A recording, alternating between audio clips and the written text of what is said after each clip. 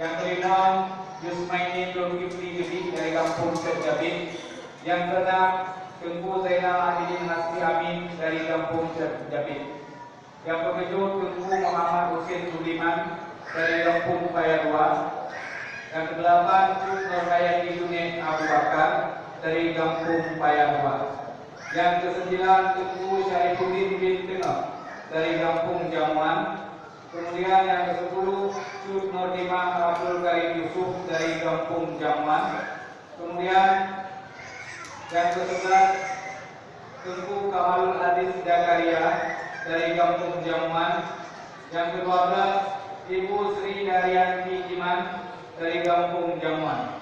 Yang ke-13, Tengku Sariful Wahdi Abdul Wahid dari kampung Payadua.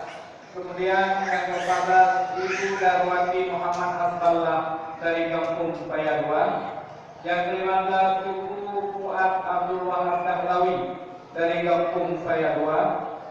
Yang ke-16, Ibu Juliana Abbas Ibrahim dari kampung Payadua. Yang ke-17, Tengku Abu Bakar Harun Ahmad dari kampung Payawi. Kemudian yang ke-18, Ibu Latifah Wati Hasan dari kampung Payawi. Kemudian yang ke-19, Tengku Husni Abdul Rahman Rebi dari kampung Jamuan.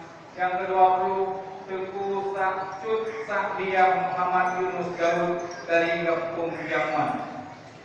Yang ke-21, Ibu Analisa Jamaluddin Karim dari kampung Payadua.